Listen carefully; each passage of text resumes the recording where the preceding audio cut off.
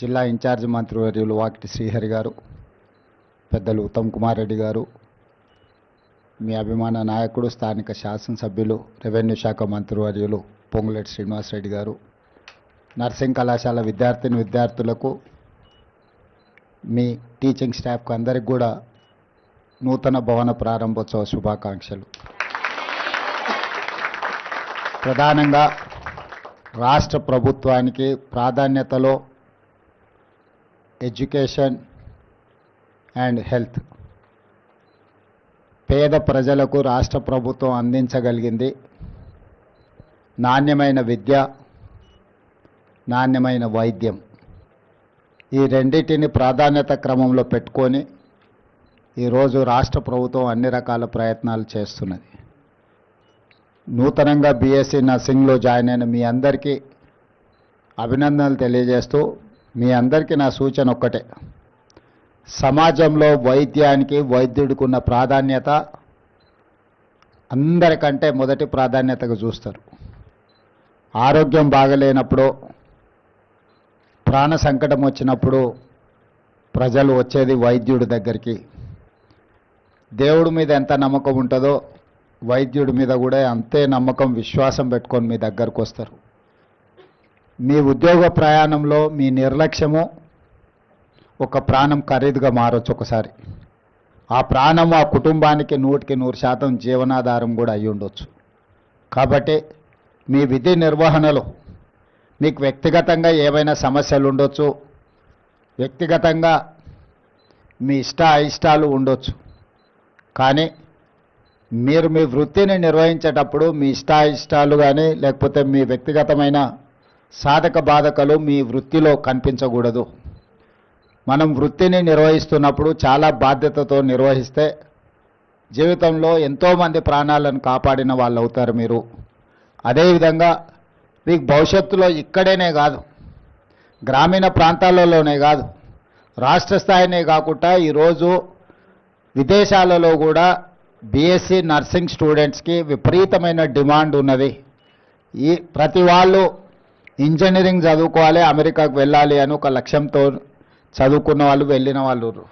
కానీ ఈరోజు ప్రపంచ దేశాలలోనే అవసరాలు మారినాయి. ఈరోజు ఇంజనీరింగ్ చదువుకునే వాళ్ళకంటే నర్సింగ్ సైడు, మెడికల్ సైడు ప్రపంచంలో ఎన్నో గొప్ప గొప్ప అవకాశాలు ఎదురు చూస్తున్నాయి. ఈ మధ్యకాలంలో విదేశీ పర్యటనకు వెళ్ళినప్పుడు జపాన్, జర్మనీ, సౌత్ కొరియా లాంటి దేశాలు నేను వెళ్ళినప్పుడు ఆ దేశంలో అక్కడుండే ప్రభుత్వాలను కలిసినప్పుడు మీరు ఎంతమందిని పంపించినా నర్సింగ్ చదువుకున్న వాళ్ళను మా దేశానికి పంపించండి, వేలల్లో కాదు లక్షలాది మందిని పంపించినా కూడా దాదాపుగా ఒక జపాన్లోనే more than 1 lakh nursing students demand ఉన్నది. జర్మన్లో కూడా ఈక్వల్లీ. ఏంటంటే జపాన్లో ఏజింగ్ పాపులేషన్ అంటే 70 సంవత్సరాలు పైబడి 100-110 సంవత్సరాల వయసు ఉన్న వాళ్ళ జనాభా అత్యధికంగా ఉన్నది.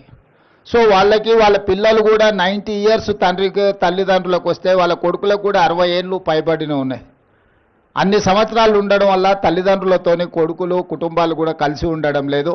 వాళ్ళకు వైద్యం అందించడానికి కొన్ని సందర్భాలలో కుటుంబాలలో ఒకరో ఇద్దరు ఉండడం వల్ల వాళ్ళు మరణించిన వారం 10 రోజులకు కూడా వాళ్ళు చనిపోయినరా లేదా తెలియని పరిస్థితులు ఆయా దేశాలలో ఉన్నాయి. అక్కడ మీకు ఉద్యోగ ఆపర్చునిటీస్ చాలా ఎక్కువ ఉన్నాయి. మంచి జీతాలు, మంచి ఒక ఇంజనీరింగ్ చదువుకున్న సాఫ్ట్వేర్ ఇంజనీర్ కంటే కూడా ఒక నర్స్కి ఎక్కువ జీతభత్యాలు ఇచ్చే పరిస్థితులు ఈరోజు జపాన్, జర్మనీలో ఉన్నాయి. మనం ఆ దేశాలతో భాష నేర్పించడానికి కూడా ఒప్పందాలు చేసుకున్నాము. భవిష్యత్తులో మీ నర్సింగ్ కాలేజీలో కూడా జపనీస్ లాంగ్వేజ్, జర్మనీ లాంగ్వేజ్ నేర్పించడానికి వీళ్ళకి అవసరమైన టీచర్లను ఇక్కడికి పంపిస్తాం. మీ మంత్రి గారికి మళ్ళీ తర్వాత నేను వాళ్ళని కనెక్ట్ చేస్తాను.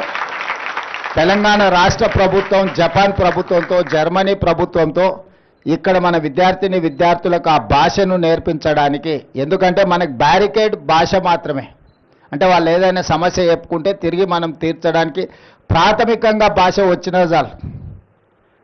అందుకోసమని ఈరోజు ఆ దేశాలతో మనం ఒప్పందాలు చేసుకున్నాం. డెఫినెట్గా ఇది అయిపోయిన తర్వాత రెవెన్యూ మంత్రి గారికి శ్రీనివాసరెడ్డి గారితో మాట్లాడి మీ నర్సింగ్ కాలేజ్లో కూడా జపనీస్ లాంగ్వేజ్, జర్మన్ లాంగ్వేజ్ నేర్పించడానికి అవసరమైన కార్యాచరణ తీసుకుంటాము. మీరందరూ బాగా కష్టపడి చదివి మంచి వైద్య సేవలు అందించాలి. పేద ప్రజలకు ఒక ఆదర్శవంతమైన బాధ్యతను మీరు నిర్వహించాలి. మీ అందరికి కూడా మరొక్కసారి మనస్ఫూర్తిగా శుభాకాంక్షలు తెలియజేస్తూ, గ్రామీణ ప్రాంతం నుంచి వచ్చిన మీరు దేశ స్థాయిలో రాష్ట్ర ప్రతిష్టను ముందుకు తీసుకెళ్లడానికి పనిచేస్తారని సంపూర్ణమైన విశ్వాసంతో మీకు అవసరమైన వసతులన్నిటి కూడా ఈ రాష్ట్ర ప్రభుత్వం ఏర్పాటు చేస్తుంది. మీకు ఏమేం కావాలనో రాష్ట్ర ప్రభుత్వం మీకు అందుబాటులోకి తీసుకొస్తుంది.